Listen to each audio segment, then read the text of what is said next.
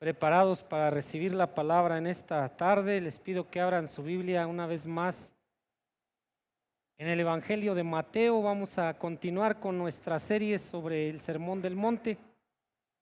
El tema de esta mañana se titula Jesús advierte contra la ira. Es nuestro tema de este día, amén. Les pido que por favor me acompañen a Mateo capítulo 5, versículos del 21 al 26. Mateo 5, versículos del 21 al 26. ¿Ya están conmigo? Voy a leer en la Reina Valera para los que traigan otra traducción. Dice así: Oísteis que fue dicho a los antiguos, no matarás, y cualquiera que matare será culpable de juicio. Pero yo os digo que cualquiera que se enoje contra su hermano será culpable de juicio, y cualquiera que diga necio a su hermano será culpable ante el concilio, y cualquiera que le diga fatuo quedará expuesto al infierno de fuego. Por tanto, si traes tu ofrenda al altar y allí te acuerdas de que tu hermano tiene algo contra ti, deja allí tu ofrenda delante del altar y anda, reconcíliate primero con tu hermano y entonces ven y presenta tu ofrenda.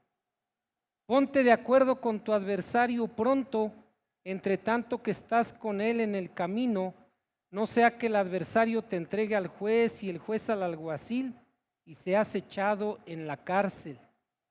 De cierto te digo que no saldrás de allí hasta que pagues el último cuadrante. Amén. Padre Celestial, en este día ponemos esta enseñanza, Padre, en sus manos y pedimos, Padre, que la revelación de su Espíritu Santo nos dé, Padre, el entendimiento que necesitamos para comprender todo lo que usted nos va a hablar en este día. Y también, Espíritu Santo, le pedimos que nos ayude a obedecer todas estas cosas que vamos a aprender en este día. Ayúdenos para que no seamos oidores olvidadizos, sino hacedores de su palabra. Se lo pedimos en el nombre de Jesús. Amén. Vamos a tomar nuestro lugar.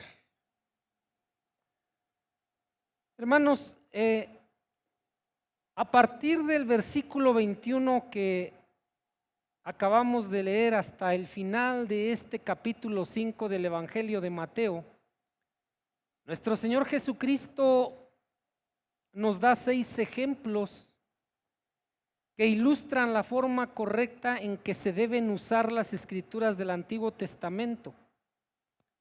El Señor hizo esto para mostrarle al pueblo de Israel el uso inapropiado que los escribas y los fariseos le estaban dando a las escrituras del Antiguo Testamento.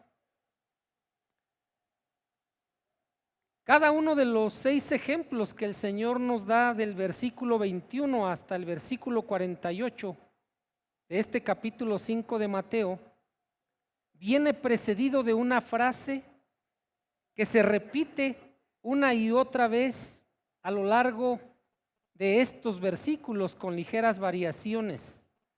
Esta frase es: oísteis que fue dicho.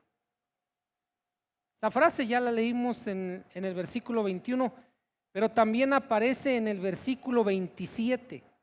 Oísteis que fue dicho. Luego en el versículo 31 vuelve a mencionarse y dice: también fue dicho.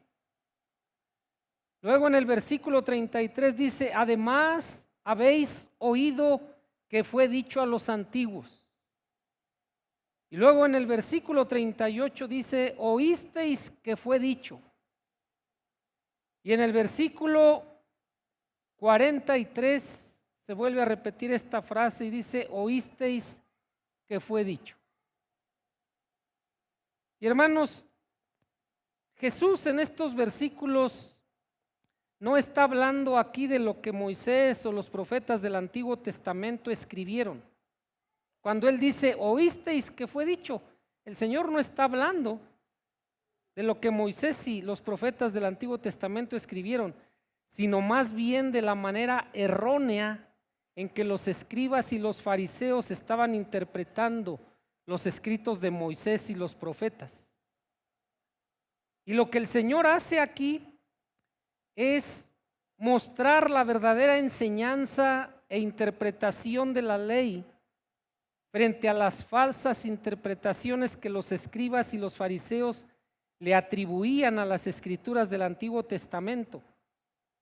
Es por eso que nuestro Señor Jesucristo no comienza estas 6 enseñanzas diciendo, habéis leído en la ley de Moisés.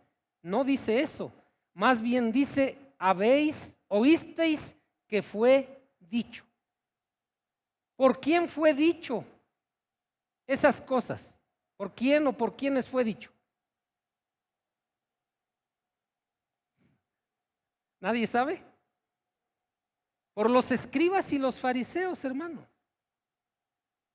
Ellos eran los que habían dicho esas cosas, pero muchas de las cosas que ellos le habían enseñado al pueblo de Israel eran incorrectas, eran erróneas. Y por eso el Señor tuvo que, pues, mostrarle al pueblo judío que todo lo que los israelitas habían recibido de parte de los escribas y los fariseos eran interpretaciones carnales, eran interpretaciones erróneas de los escritos de Moisés y de los profetas del Antiguo Testamento. Y esto que el Señor dice aquí encaja perfectamente con lo que ya vimos en los versículos 17 al 20.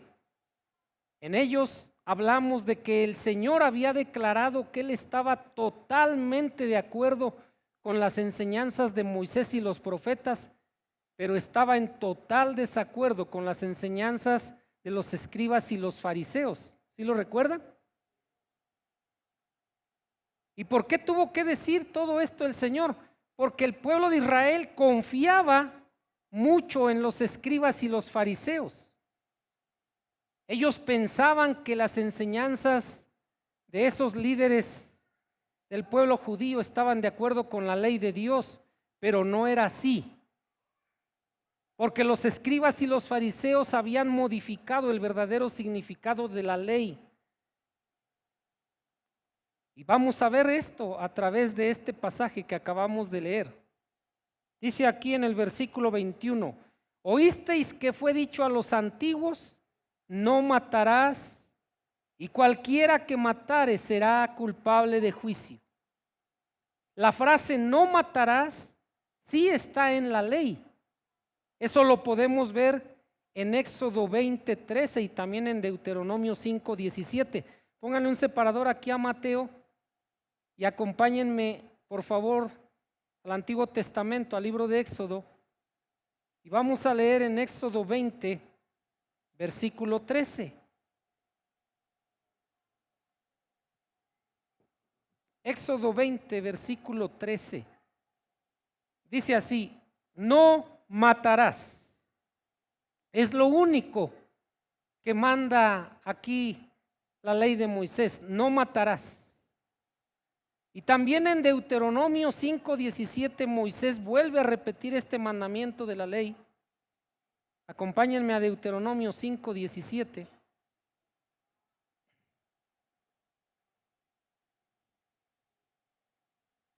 ¿Ya están conmigo? Y vuelve a repetirse la frase no matarás. Esto podemos ver que esta frase no matarás sí está en la ley. Pero la frase cualquiera que matare será culpable de juicio, eso no está en la ley. ¿Sí lo pueden ver? ¿Quién le había hecho ese añadido? Los escribas y los fariseos. Los escribas y los fariseos, les decía, interpretaban de forma errónea las escrituras del Antiguo Testamento porque solamente a este mandamiento de la ley de Dios ellos le daban la interpretación de que cualquiera que le quitare la vida a otro era culpable de juicio. Pero ellos en realidad no entendían que ese mandamiento de la ley de Dios tenía algo más profundo. Porque para los escribas y los fariseos no había ningún problema si alguien tenía amargura, tenía odio, tenía resentimiento, tenía falta de perdón o un deseo de venganza en su corazón contra otra persona. A los escribas y los fariseos no les preocupaban esas cosas, porque ellos le enseñaban al pueblo de Israel que el mandamiento de Dios simplemente decía: no matarás. Ellos eran incapaces de ver más allá de lo que la letra de la ley decía. Y si la letra de la ley decía no matarás, mientras ellos no mataran físicamente a otra persona, ellos se sentían tranquilos, ellos se sentían en paz. Aunque su corazón estuviera lleno de amargura, resentimiento, odio, falta de perdón y deseo de venganza contra otros seres humanos. También si la ley decía no cometerás adulterio, los escribas y los fariseos se sentían tranquilos mientras no practicaran adulterio físicamente, aunque en su corazón tuvieran pensamientos y deseos pecaminosos e inmorales. Lo importante para ellos, hermanos, solamente era apegarse lo más posible a la letra de la ley. Pero lo que nuestro Señor Jesucristo nos enseña es que la letra de la ley, lo que está escrito en la ley, tiene algo más profundo que se conoce como el espíritu de la ley. Y ellos era lo que no alcanzaban a entender. Y desafortunadamente solamente le estaban enseñando al pueblo de Israel cosas que eran sus interpretaciones humanas, sus interpretaciones carnales, sus interpretaciones erróneas. Hermanos, nuestro Señor Jesucristo por eso confrontó tanto a los escribas y los fariseos, porque el Señor quería que el pueblo de Israel se diera cuenta de que esos maestros religiosos que tenían, lo que les estaban enseñando no era la verdadera enseñanza de las Escrituras. Y hermanos, desafortunadamente el día de hoy está sucediendo lo mismo con muchas personas que forman parte de las diferentes sectas y religiones que el hombre ha inventado en este tiempo. A toda esa gente que está metida en una secta y en una religión, no se le está enseñando correctamente las Escrituras. Se le enseñan falsas enseñanzas y falsas interpretaciones de lo que realmente enseña la palabra de Dios. Eso lo podemos corroborar muy fácil.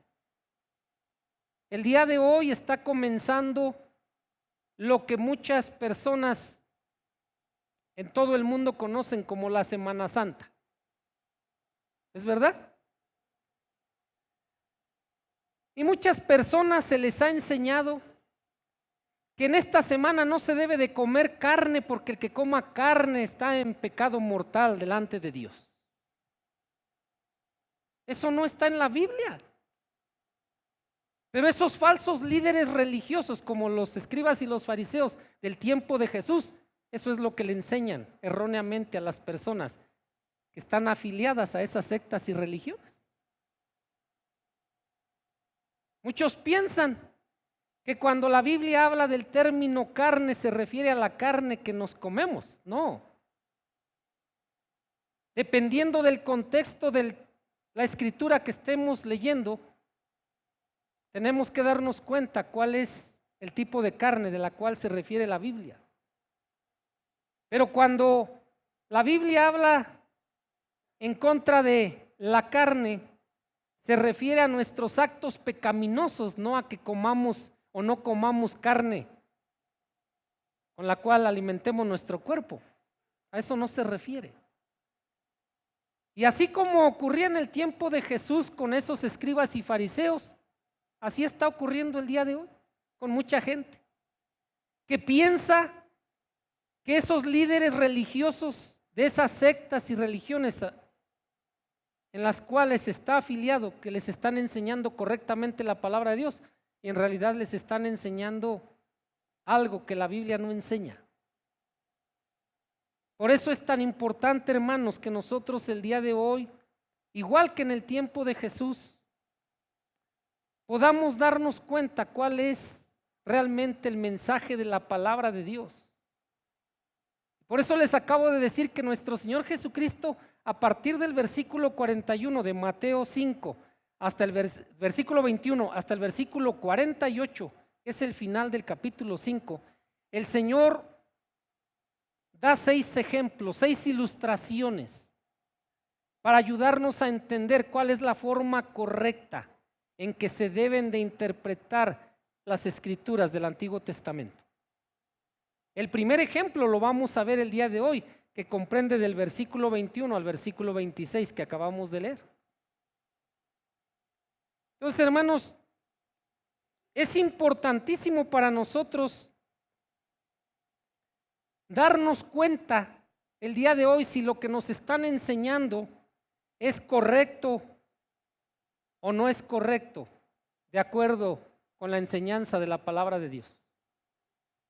Para que podamos nosotros descubrir si lo que nos están enseñando es correcto o incorrecto, nosotros tenemos que todos los días comprometernos a estudiar las escrituras para poder corroborar si lo que se nos está enseñando es correcto o es incorrecto. Hermanos, gracias a Dios, el día de hoy contamos con muchas traducciones de la Biblia y podemos leerlas sin tener que aprender griego o hebreo. Sin embargo, aún así debemos de tener mucho cuidado porque nosotros no estamos exentos de caer en el error de los escribas y los fariseos. No debemos, hermanos, aceptar enseñanzas que no tengan respaldo en las escrituras. ¿Cuántos dicen amén? No debemos aceptar ninguna enseñanza que no esté respaldada en las escrituras. Vean lo que el apóstol Pablo escribió en la primera carta a Timoteo.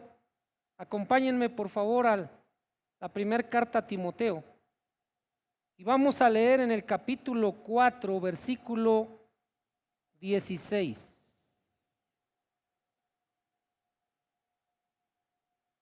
Primer carta a Timoteo, capítulo 4, versículo 16. ¿Están conmigo? Dice lo siguiente: ten cuidado de ti mismo. Esto se lo dijo el apóstol Pablo a Timoteo, que era un predicador joven del evangelio. Le da aquí un consejo: ten cuidado de ti mismo. Y hermanos, ese consejo también es para nosotros hoy. Tenemos que tener cuidado de cómo está nuestra vida delante de Dios. Tenemos que tener cuidado y mantenernos vigilantes para no caer en pecado, hermanos, porque el pecado, la Biblia nos enseña que va a terminar destruyendo nuestra vida si es que estamos practicando el pecado.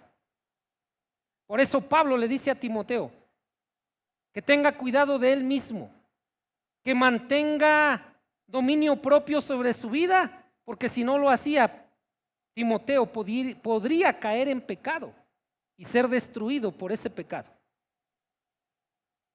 Podemos darnos cuenta aquí que los cristianos no estamos exentos de caer en pecado, ¿sí lo ven? Por eso hay que mantenernos vigilantes. Pero Pablo le sigue dando otro consejo y le dice que también tenga cuidado de la doctrina, es decir, de la enseñanza que Timoteo le estaba dando a la iglesia que él estaba pastoreando. Es importante que los que predicamos la palabra y aún los que no la predicamos tengamos cuidado de cómo está nuestra vida delante del Señor. Y los que predicamos la palabra o la enseñamos a otros, tenemos que tener también mucho cuidado de lo que le estamos enseñando a la iglesia. Y Pablo lo explica aquí por qué. Dice, persiste en ello, pues haciendo esto te salvarás a ti mismo y a los que te oyeren. Hermanos, vimos la semana pasada que predicar la palabra de Dios, enseñar la palabra de Dios a otros, no es algo que debamos de tomar a la ligera. No solamente vimos que Dios va a enjuiciar de una manera más fuerte, más severa, a quien habiendo enseñado la palabra no vivía o no vive conforme a esa palabra que enseña. Tenemos que tener cuidado porque lo que enseñamos, hermanos, va a determinar que la gente que nos escucha pueda salvarse y nosotros también. O podamos incluso provocar que gente al morir no vaya delante de la presencia de Dios por no enseñarles la Biblia de manera correcta. ¿Se dan cuenta una vez más de lo importante que es dar una buena enseñanza de la palabra? Muy importante, hermano. Por eso para enseñar la palabra es necesario prepararnos. Quien no se prepara para enseñar la palabra no va a poder enseñar la palabra bien nunca. La preparación es lo que nos da la capacidad para predicar la palabra de forma correcta. La falta de preparación nos incapacita para que podamos enseñar la Biblia dentro de sus contextos y darle la interpretación correcta a cada texto que leemos en la Escritura. Entonces, hermanos, es muy importante, quiero que no olviden esto, es muy importante que en la iglesia enseñemos solamente la palabra de Dios. Escuchen lo que les estoy diciendo. En la iglesia, hermanos, solamente debemos enseñar la palabra de Dios, no otros libros, no que otras revistas, no que otras cosas, no que los pensamientos del predicador, no que las interpretaciones personales de ningún pastor. No, eso no se debe de enseñar en la iglesia, hermano. En la iglesia solamente se debe de enseñar la palabra de Dios. Ya cuando en una iglesia que se dice ser cristiana no se está enseñando la palabra de Dios, lo más sabio que debemos hacer es mejor buscar una iglesia donde sí se nos enseñe la palabra de Dios. Escuchen lo que estoy diciendo, porque la palabra de Dios, hermanos, es lo que nos va a dar un fundamento sólido para nuestra fe cristiana. Cuando nosotros somos enseñados en la palabra de Dios, nuestra fe va a estar fundada sobre la palabra del Señor, no sobre la opinión de ningún ser humano. ¿Cuántos dicen amén? Ahora quiero que me acompañen por favor a leer lo que dice el apóstol Pablo, o bueno, lo que dice más bien el libro de Hechos, capítulo 17. Hechos capítulo 17, sabemos que Hechos lo escribió Lucas, el escritor del Evangelio que también lleva su nombre. Hechos 17, versículos 10 y 11.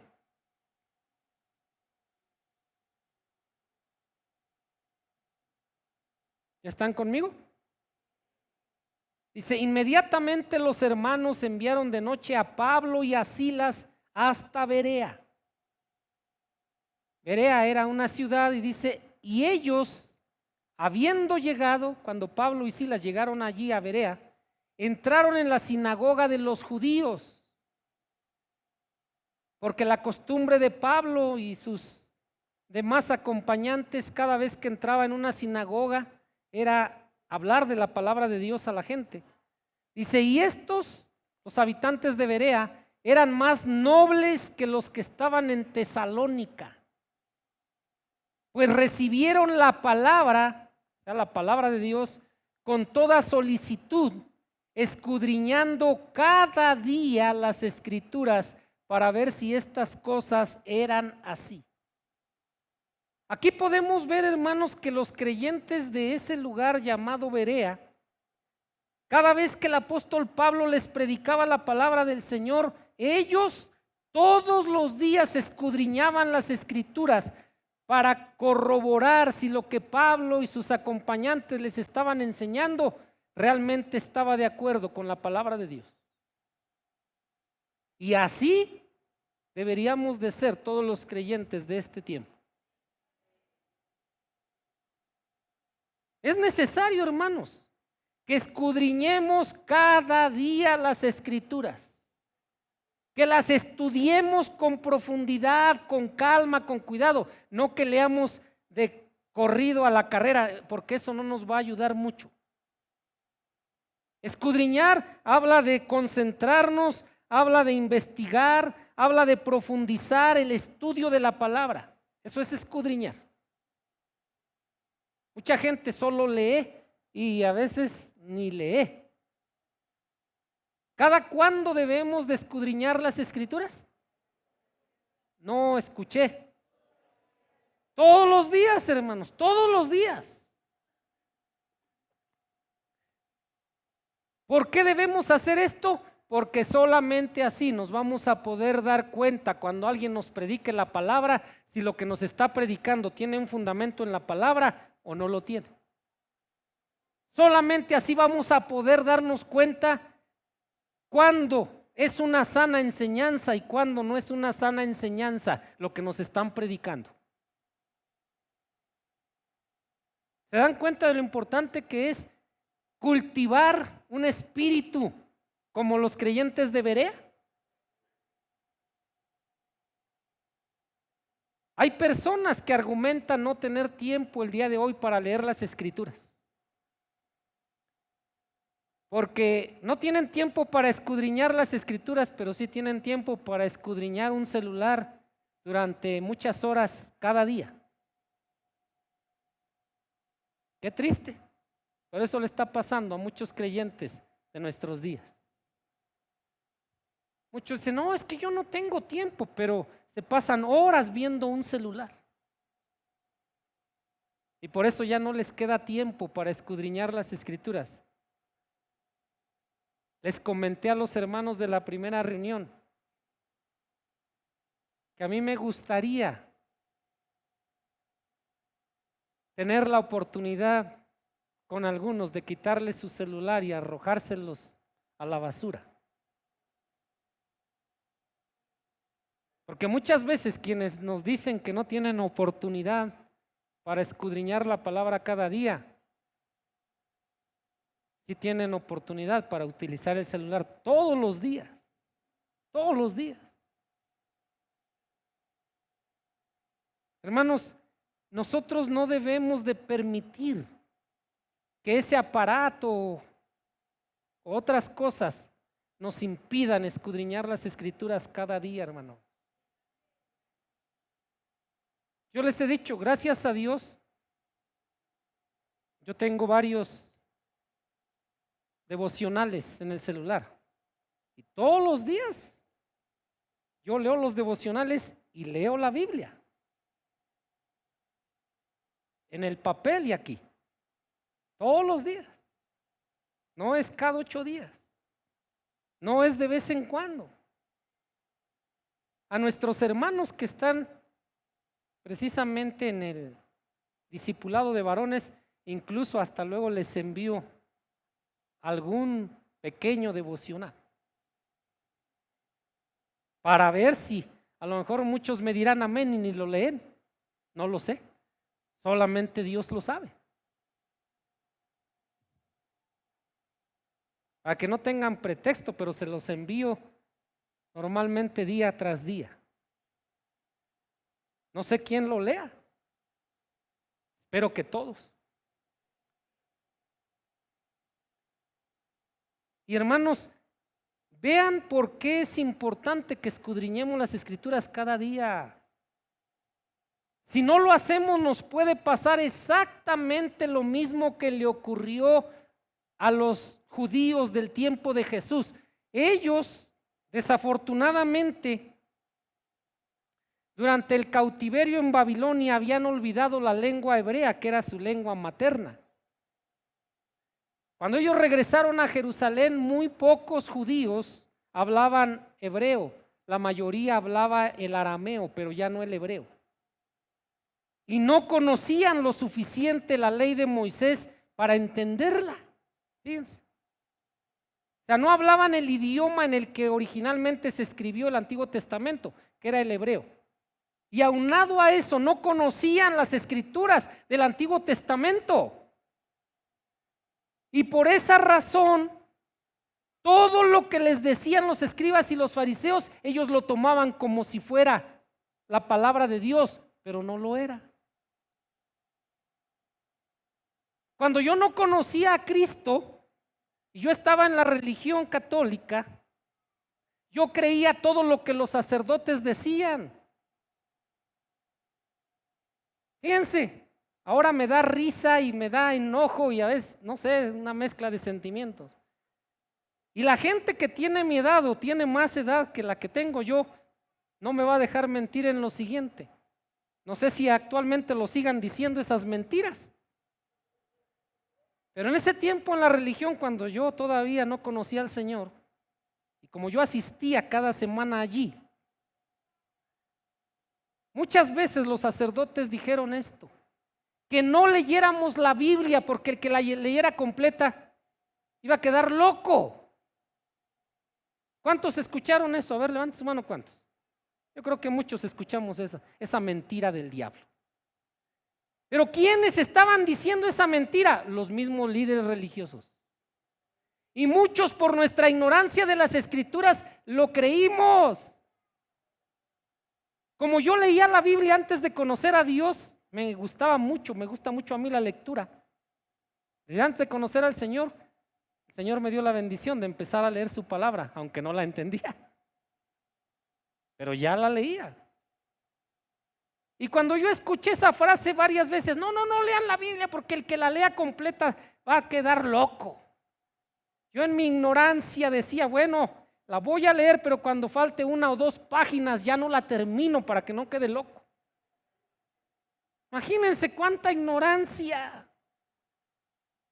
¿Y por qué yo creía eso? Porque no tenía un conocimiento de la Escritura. A veces a la iglesia de Cristo, a mí me da tristeza a veces ver que se le está predicando cosas que no es Biblia y mucha gente aplaude y mucha gente brinca y mucha gente dice amén a cosas que no son Biblia.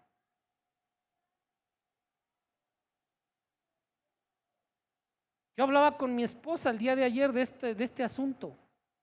Yo le decía, mira, entre más busco de Dios, entre más leo la palabra, me estoy dando cuenta cada vez más del peligro que corremos nosotros como creyentes el día de hoy. Porque a la iglesia ya se le metió mucha enseñanza del mundo y muy pocos cristianos tienen el discernimiento para darse cuenta qué es enseñanza bíblica y qué no es enseñanza bíblica. ¿Y saben por qué? Porque también por medio del celular, mucha gente en lugar de congregarse y discipularse en sus iglesias, lo que hace es todos los días abrir también este aparato y escuchar enseñanzas de todos lugares y de todos pastores y de toda secta y de toda religión. Y lo que ha provocado es que han llenado a esa persona en su mente de dudas y de confusión. No hagan eso, hermanos. Dios nos ha dado la bendición no solo de tener reuniones los domingos para poder seguir creciendo en la gracia y en el conocimiento de Dios. Dios nos ha dado la bendición de tener también reuniones entre semana, grupos de discipulado para que nos preparemos, para que conozcamos realmente las escrituras. Pero tenemos que aprovechar lo que Dios nos está dando. Hay muchos que están menospreciando eso. Y la Biblia nos enseña, hermanos, que si no tenemos cuidado, aún los escogidos podemos ser engañados. ¿Sí lo sabían? Hay gente que a veces piensa que todo el que dice que es pastor es pastor. Pues sí puede ser pastor, pero falso pastor. ¿Sí sabían que hay falsos pastores? ¿Sí sabían que hay falsos profetas en la actualidad? y que incluso hay más que en la antigüedad. ¿Sí lo sabían? Creo que algunos no lo saben. Es importante, importantísimo que nosotros, hermanos, seamos como los cristianos de Berea. Que cada día escudriñemos las escrituras. Que cada día estudiemos con detenimiento la palabra. Para que de esa manera podamos discernir cuando una enseñanza es palabra de Dios y cuando no lo es.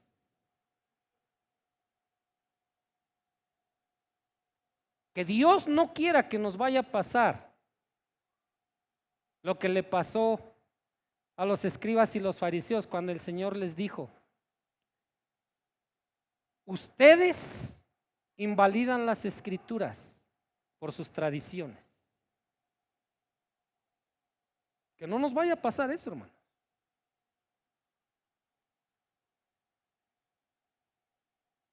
Es preocupante que la iglesia de nuestros días, hermanos, lo estoy viendo yo en muchos lados. En la iglesia de nuestros días, hermanos, ya se predica muy poco la palabra de Dios y se predica más, o se habla más bien, porque no se predica, se habla más de cosas que no son palabra de Dios. Se predica muy poco las escrituras.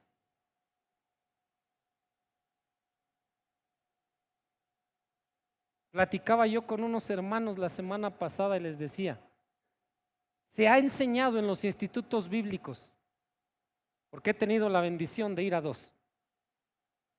Se ha enseñado en los institutos bíblicos desde hace años que solamente a la gente se le debe de predicar entre 35 y 40 minutos, porque después de ese tiempo la gente ya no pone atención a la palabra. Pero yo le preguntaba a los hermanos con los que platicaba: ¿hay un versículo bíblico que afirme eso? ¿Conocen ustedes un versículo que diga, Primera de Juan 10:15? Dice que después de 40 minutos ya no se debe de predicar. ¿Está eso en la Biblia? ¿De dónde se tomó eso? ¿Quién dice eso? Oímos que fue dicho, pero ¿por quién?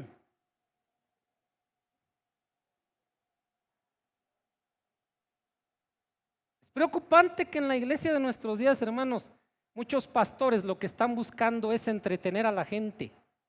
Y por eso meten un montón de cosas y que vamos a poner esto y vamos a poner otro. No hay que predicar porque la gente se aburre. Yo pienso muy distinto, porque la Biblia me enseña otra cosa. La Biblia me enseña en el Antiguo Testamento que en el tiempo de Esdras y de Nehemías, Esdras, que era un erudito en las escrituras, le predicó la palabra de Dios al pueblo de Israel durante 6 horas y estaban todos de pie y estaba lloviendo y estaba haciendo mucho frío y había niños, mujeres, ancianos, hombres y nadie se movió de su lugar y fueron 6 horas de predicación de la palabra. Y en el Nuevo Testamento lo estamos leyendo en el Sermón del Monte, capítulos 5, 6 y 7 de Mateo. Fueron varios días, no fue 1 hora o un día de predicación, fueron varios días lo que duró esta enseñanza que contienen los capítulos 5 al capítulo 7 de Mateo 5. ¿Se dan cuenta? Pero hemos creído cosas que la Biblia no dice porque un predicador, un pastor famoso dice eso. Yo le decía ayer a mi esposa: yo no le voy a creer a ningún predicador, a ningún pastor, yo le voy a creer al Señor, le voy a creer a su palabra. Eso es lo que tenemos que hacer, hermano. Yo me resisto a abrazar tradiciones en la iglesia, simplemente porque muchos las están abrazando. Yo no las quiero abrazar, ni las pienso abrazar.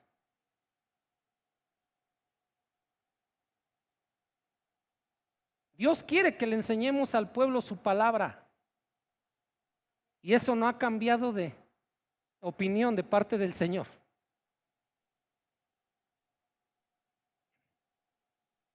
Entonces, hermanos, como los judíos dependían de las enseñanzas de los escribas y los fariseos,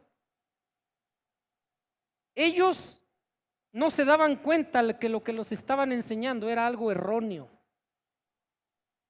Y por eso el Señor Jesucristo comienza el versículo 21 diciendo: oísteis que fue dicho esto. Ustedes han escuchado que ellos les dijeron esto, pero que lo que los escribas y los fariseos les dijeron no es correcto. Eso fue lo que el Señor estaba haciendo. Porque lo que los judíos creían que era la palabra de Dios, no lo era. Y por eso vamos a regresar acá a Mateo. Ya en el capítulo 22, primero el Señor les dice: lo que ustedes escucharon que fue dicho, no es lo que realmente enseña la palabra de Dios. Y en el versículo 22, vean cómo comienza el Señor. Versículo 21 dice: oísteis que fue dicho. Pero en el 22 dice: pero yo les digo. ¿Por qué empieza con esta frase el Señor? Porque Él estaba corrigiendo la enseñanza errónea que los escribas y fariseos estaban dando sobre el asesinato. Ellos decían que solamente merecía castigo aquel que asesinaba físicamente a un ser humano. Era lo que enseñaban los escribas y los fariseos. Pero el Señor Jesucristo fue más allá de la letra de la ley. Él fue al espíritu de la ley. Y vean lo que les dice: pero yo les digo. Y dice aquí que cualquiera que se enoje contra su hermano será culpable de juicio. El Señor aquí utiliza 3 ejemplos en este versículo 22 para hablar que no solamente la ley enseña que el que asesine físicamente a otra persona será castigado, sino que el Señor da 3 ejemplos para profundizar allí y decir que también aquel que se enoje contra un hermano, escuchen, ya sea en la fe o en la carne o contra su prójimo, cualquier otra persona, el que se enoje de forma injustificada contra otro, también Jesús dice aquí: pero yo les digo que cualquiera que se enoje contra su hermano será culpable de juicio, será castigado, quiere decir Jesús. ¿Ves? Jesús no se quedó en la letra de la ley, Jesús fue al espíritu de la ley. Delante de Dios, hermanos, delante de Dios es lo mismo agarrar una pistola, un cuchillo y asesinar a una persona que llenarnos de ira contra un hermano, que enojarnos contra ese hermano y dejar de hablarle y empezar a criticarle y a juzgarle. Merece el mismo castigo quien asesina a una persona que quien simplemente se llena de ira contra un hermano, aunque no lo asesine físicamente. ¿Fíjense? Esta era la verdadera interpretación de lo que decía la ley en Éxodo 20:13. Esta era la verdadera interpretación. Los escribas y los fariseos le decían a la gente: mira, mientras tú no asesines a nadie, no le quites la vida a nadie, no te preocupes. Y si alguien les preguntaba: bueno, ok, yo no he asesinado a nadie, pero yo odio a este hermano, pero yo tengo resentimiento contra esta persona, yo tengo amargura en mi corazón contra esta otra. Ellos le decían: no te preocupes, eso no hay problema con eso. ¿Se dan cuenta de la interpretación tan errónea que estaban dando a las escrituras? Hermanos, nosotros tenemos que tener mucho cuidado, que no caigamos en el error de los escribas y fariseos.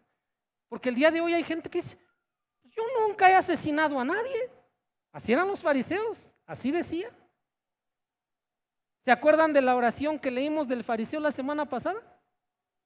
Señor, yo no soy adúltero, yo no soy ladrón, yo no soy mentiroso, no soy estafador como los demás hombres, ni siquiera como este publicano.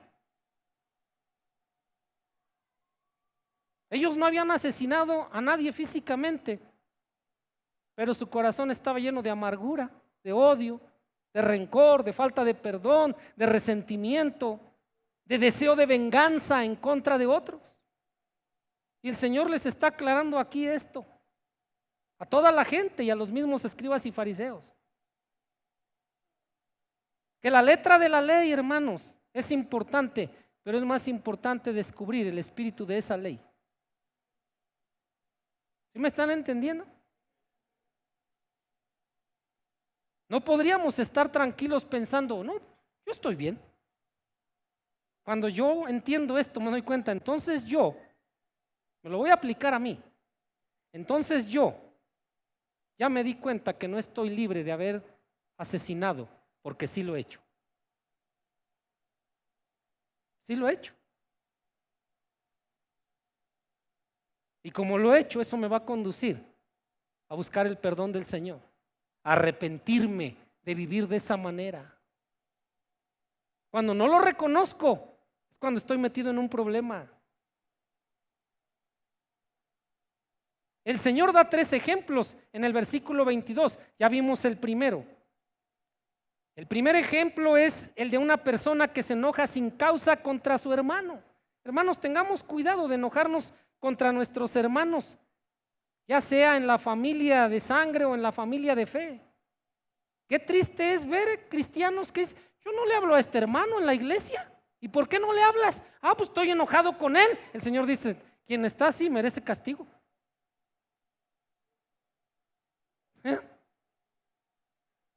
Y va a recibir un castigo si no se arrepiente. Dios no está jugando. ¿Se dan cuenta? Por eso yo les he dicho, yo no puedo entender a alguien que se diga cristiano que no le quiera hablar a los hermanos de la iglesia. No lo puedo entender. Menos lo puedo creer. ¿Cómo puede pasar eso? El segundo caso, el Señor Jesucristo habla, en el segundo caso nos habla de que para Dios también es pecado insultar a un hermano. Escuchen, insultar a un hermano o a nuestro prójimo. ¿Cómo podemos insultar? Aquí dice, cualquiera que diga necio a su hermano, eso era un insulto. Esta palabra necio también significa tonto. Otro significado más fuerte es imbécil. Y cuando nosotros le llamamos así a una persona, buscando ofenderla, dañarla, menospreciarla, la Biblia dice, el Señor dice que merecemos castigo. ¿Cuánta gente hoy yo escucho referirse así a otros? No, ese imbécil, ese tonto, ese necio. Cuidado. Pero yo estoy bien porque soy cristiano. Porque yo no he asesinado a nadie. Para Dios el decir ofender a una persona de esa manera es lo mismo que agarrar una pistola o un cuchillo y asesinar a esa persona. ¿Sí están viendo la importancia de comprender las escrituras de manera correcta? Da un tercer caso el Señor. Qué diferente la enseñanza de Jesús, la interpretación que Jesús le da a las escrituras a la mala interpretación que daban los escribas y fariseos, ¿o no? Vean lo que dice en el tercer caso. Habla de que delante de Dios es pecado el llamar fatuo.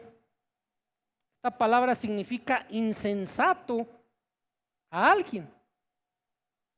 Y esta palabra, hermanos, lo que nos quiere decir aquí es que habla de maldecir a otra persona y desearle la muerte. ¿Cuántas veces yo he escuchado decir personas y lo dicen así con coraje? Ojalá y se muera esa persona. Aguas. Porque escuchen lo que el Señor dice que le va a ocurrir a esa persona. Que le desea el mal a otro, que desea vengarse de otro, que le desea la muerte a otro. Dice aquí, cualquiera que le diga fatuo, insensato, cualquiera que le desee la muerte a otra persona, quedará expuesto al fuego del infierno. ¿Se dan cuenta? Así que, hermanos, tengamos cuidado, les repito. No creamos como lo hacían los escribas y los fariseos. Ellos decían: yo soy judío de nacimiento, soy hijo de Abraham, yo diezmo, yo ofrendo, yo oro, yo ayuno 2 veces a la semana, yo no adultero, yo no robo, yo no miento, yo no asesino a nadie, yo estoy bien delante de Dios. Y el Señor les dijo: no, porque aunque no adulteran, su corazón está lleno de pensamientos pecaminosos, de deseos pecaminosos, y aunque no hayan cometido físicamente el acto sexual, ustedes también han adulterado. Aunque no han asesinado a ninguna persona, a nadie le han quitado la vida, pero como en su corazón hay orgullo, hay amargura, hay falta de perdón, hay resentimiento, hay odio, hay deseos de venganza contra otros, es lo mismo que si hubieran asesinado a una persona. ¿Se dan cuenta? Esta es la interpretación correcta.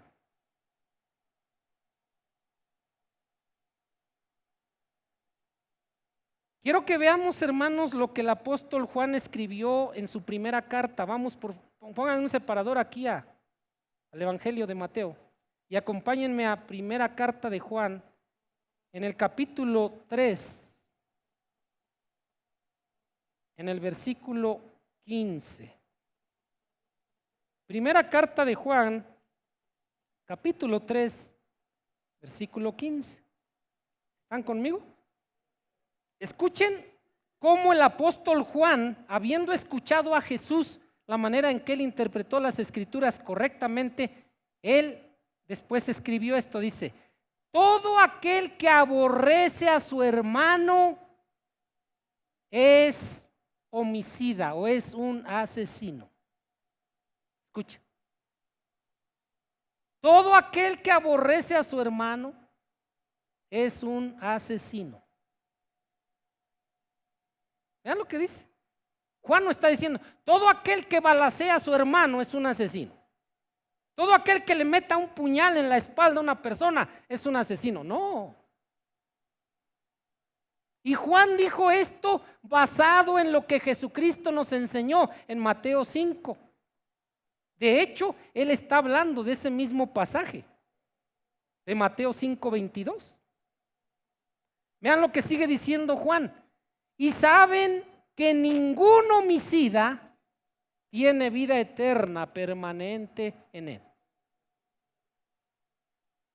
Hermanos, nuestro Señor Jesucristo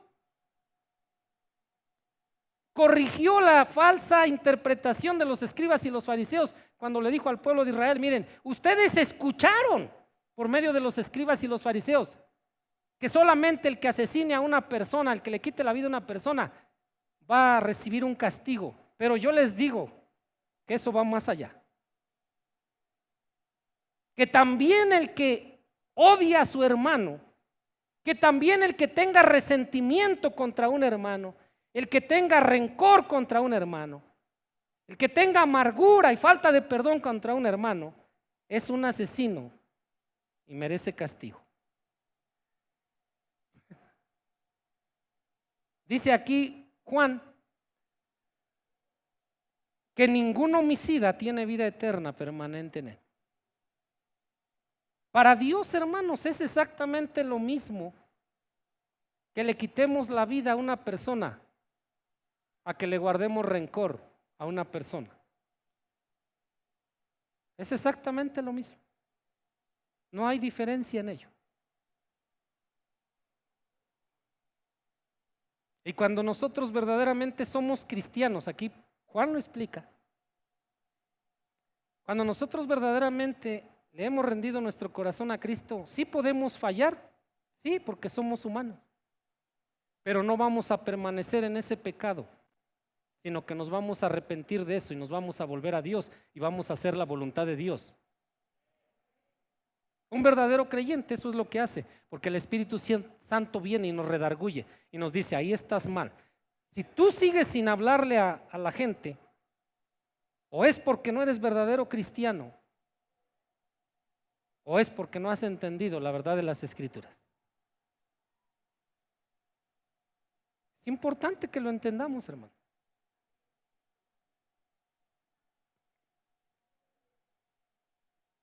¿Por qué para Dios es lo mismo, hermanos, asesinar, quitarle la vida a una persona que llenarnos de ira contra esa persona? Porque Dios, hermanos, para el Señor no es suficiente nuestra obediencia exterior. No es suficiente nuestra obediencia exterior. Él quiere una obediencia del corazón.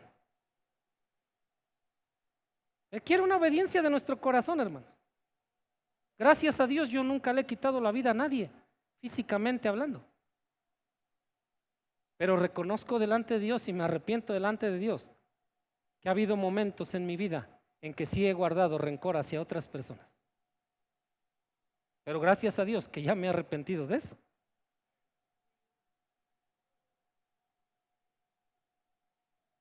Eso es lo que tenemos que entender, hermanos. Lo que Jesús nos está enseñando aquí en Mateo 5:22 es que asesinar a otra persona es un pecado terrible, pero también la ira, airarnos contra otra persona, también es un pecado igual de grave delante de Dios. ¿Saben por qué? Porque enojarnos contra otra persona, guardar resentimiento, odio, amargura, falta de perdón, deseos de venganza contra otro, quebranta el mandamiento de Dios de amarnos los unos a los otros, de amar a nuestro prójimo. Quiero que me acompañen a Levítico 19:18. Levítico 19:18. ¿Están conmigo? Vean lo que dice aquí la ley de Dios. No te vengarás. ¿A usted alguien le ha hecho daño, hermano, hermana? El Señor le ordena que usted no se vengue de esa persona. Es el mandato. Y luego dice, ni guardará rencor. No hay que vengarnos de quien nos hace daño, ni tampoco guardarle rencor a esas personas. Dicen, ni guardará rencor a los hijos de tu pueblo, sino amarás a tu prójimo como a ti mismo. ¿Quién ordena eso? Dice aquí la ley. Dice, yo, Jehová. Vean. Eso es lo que nos manda Dios, hermano. Y cuando nosotros decimos, yo no le voy a hablar a este hermano, ¿y por qué no le vas a hablar? Pues es que me enojé con él. Tú estás quebrantando el mandamiento de Dios. Si no nos arrepentimos, va a haber un castigo por ese quebrantamiento a la palabra de Dios. ¿Sí me están entendiendo, hermanos?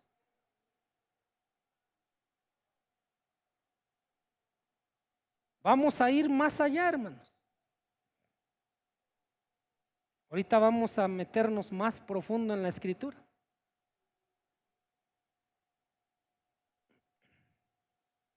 Vamos a regresar a Mateo, por favor.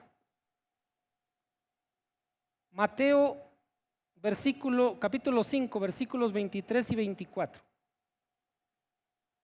Después de explicar el Señor que para Dios es lo mismo quitarle la vida a una persona que enojarnos, guardarle rencor a esa persona, dice en el 23, por tanto, si traes tu ofrenda al altar y allí te acuerdas de que tu hermano tiene algo contra ti, o sea, si tú al estar en la casa de Dios recuerdas que tienes un asunto sin resolver con otro hermano, con otra persona, deja allí tu ofrenda delante del altar y anda, reconcíliate primero con tu hermano.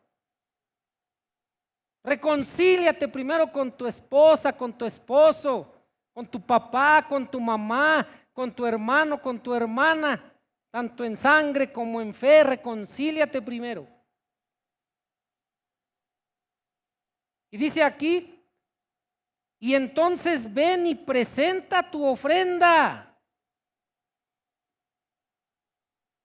quiero que veamos aquí, hermanos, que el Señor nos muestra que antes de traerle una ofrenda a Dios, si tenemos algún problema sin resolver con cualquier hermano o cualquier otra persona, debemos resolverlo lo antes posible.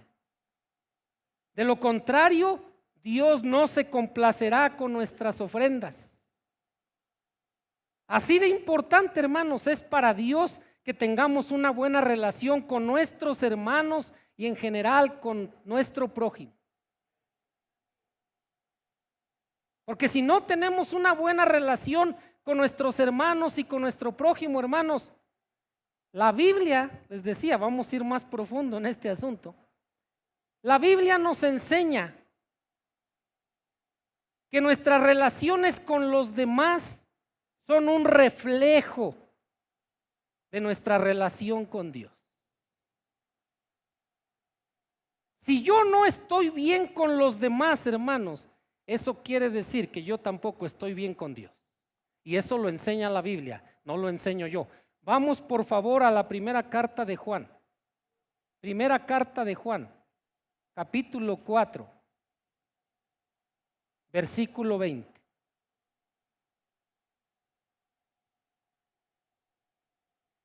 ¿Ya están conmigo?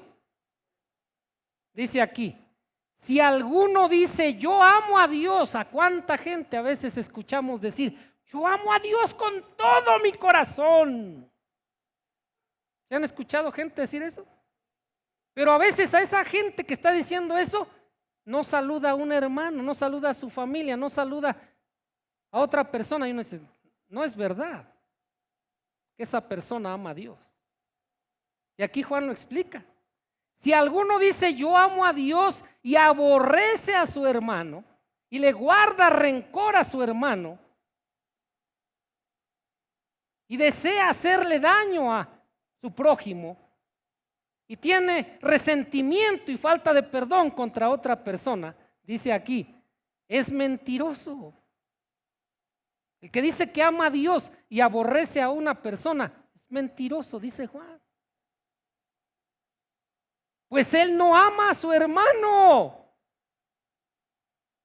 a quien ha visto. Pues el que no ama a su hermano, a quien ha visto, ¿cómo puede amar a Dios a quien no ha visto? Yo quiero preguntarles si sean bien honestos con Dios, hermano. ¿Quién de ustedes ha visto alguna vez físicamente a Dios? ¿Quién dice, yo ya lo vi varias veces? A ver, levante la mano. ¿Quién? Creo que nadie, ¿verdad? Nadie hemos visto físicamente a Dios. Entonces, Juan dice que aquellos hermanos que Dios ha puesto a nuestro alrededor, Dios quiere que los amemos. ¿Saben por qué? Porque al amar a nuestros hermanos estamos demostrando que verdaderamente amamos a Dios. No hablarle a un hermano en la iglesia, eso es una señal inequívoca de que no amamos a Dios, de que nuestra relación con Dios no está bien. Si mi relación con mi esposa no está bien, eso quiere decir que mi relación con Dios tampoco está bien. ¿Cómo puedo yo decir yo amo a Dios con todo mi corazón, pero traigo pleito casado con mi esposa? Y de cualquier cosita me enojo con ella y me peleo con ella. ¿Cómo? ¿Será posible eso? ¿Cómo puedo decir que amo a Dios si hay hermanos de la iglesia que no quiero saludar? Que no les hablo porque digo, es que estoy bien enojado con esos hermanos. Y el Señor dice, quien esté así será culpable de juicio si no se arrepiente. Va a recibir un castigo si no se arrepiente. ¿Sí se dan cuenta, hermanos? Lo que enseñaban los escribas y los fariseos solo era algo superficial. No, mientras no asesines a nadie, no te preocupes aunque tu corazón esté lleno de odio y de rencor contra otros. Mientras no hayas adulterado, no te preocupes aunque tú tengas en tu corazón pensamientos y deseos de lujuria. No te preocupes. Claro que debemos de preocuparnos.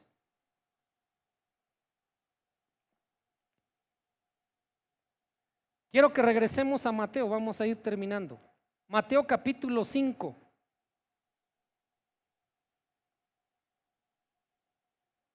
Entonces, hermanos, vamos a leer versículo 25. Dice, ponte de acuerdo con tu adversario pronto. Cuando tengamos, hermanos, algún conflicto con cualquier persona, debemos de buscar la manera de arreglar ese conflicto lo más pronto que podamos. ¿Cuántos dicen amén?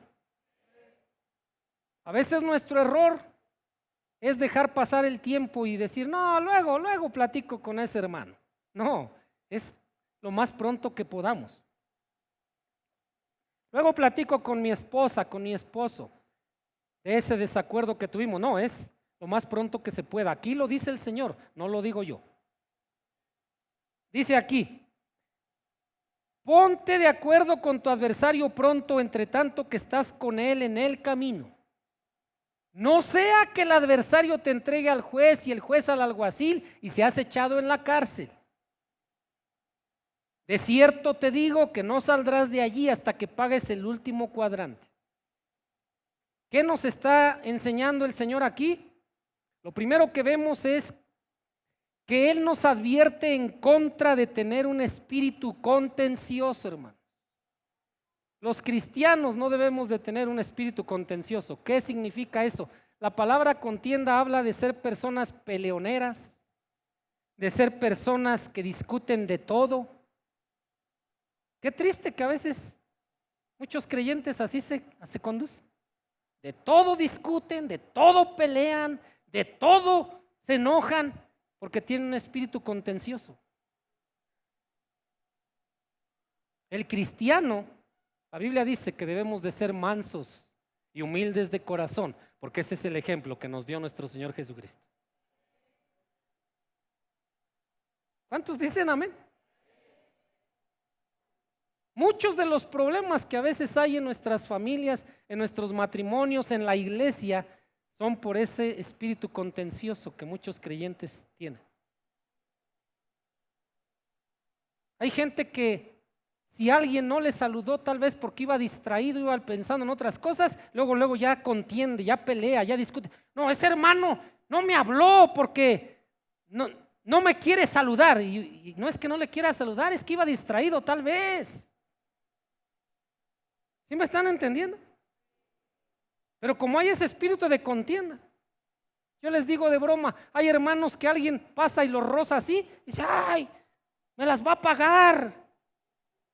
Es que me pegó y fue un pequeño rozoncito. Dios no quiere, hermanos, que seamos contenciosos, que seamos peleoneros. No quiere que seamos gente que discutamos de todo y de nada. Gracias por ese amén. Hermanos, en los días de Jesús, si alguien no podía pagar sus deudas, iba a la cárcel hasta que su deuda fuera pagada. Y a menos que alguien pagara esa deuda, el prisionero moría preso. Es por eso que el Señor nos aconseja aquí que resolvamos nuestras diferencias con nuestros adversarios antes de que eso nos cause más problemas. ¿Quién es el que ya pagó nuestra deuda para que nosotros no tengamos que ir a la cárcel y pagar por todos nuestros delitos y pecados? Cristo. Pero ahora, hermanos, como cristianos, como hijos de Dios, nosotros tenemos que conducirnos de acuerdo al ejemplo y la enseñanza que nos dio nuestro Señor Jesucristo. A Él, cuando alguien le hacía daño, Él no buscaba venganza ni maldecía a los que le dañaban. Al contrario, Él oraba y bendecía a esas personas que le habían hecho daño. Y así tenemos que ser los hijos de Dios, si es que verdaderamente somos hijos de Dios. El que es hijo de Dios se va a conducir como Dios. El que no es hijo de Dios no va a poder hacerlo.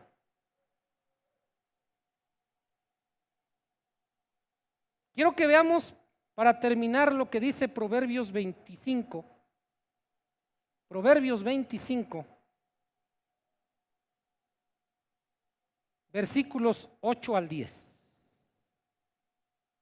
Proverbios 25,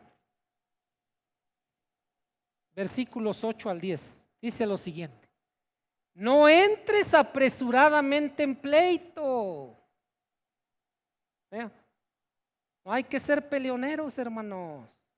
Gente que con todo mundo de cualquier cosita, luego ya provoca un pleito ahí, un problema. Que no entres apresuradamente en pleito, no sea que no sepas qué hacer al fin, después que tu prójimo te haya avergonzado. Dice en el 9, trata tu causa con tu compañero. Primero, Dios nos aconseja que no andemos buscando pleito con nadie.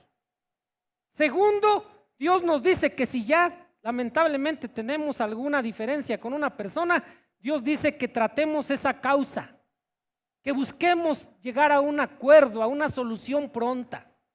Trata tu causa con tu compañero y no descubras el secreto a otro. Dice, no sea que te deshonre el que lo oyere y tu infamia no pueda repararse.